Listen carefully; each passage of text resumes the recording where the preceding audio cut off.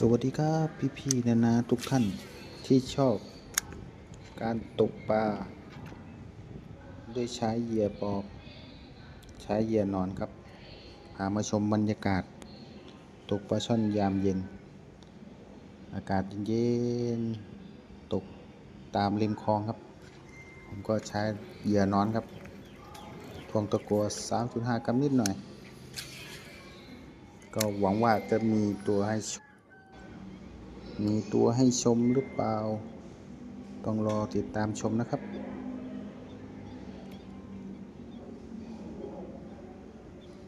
กัดแล้ว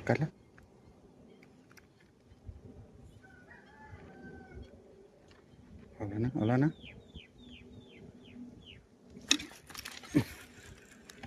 ยังไงก็อยู่เลอเธอบ่เลอเธอ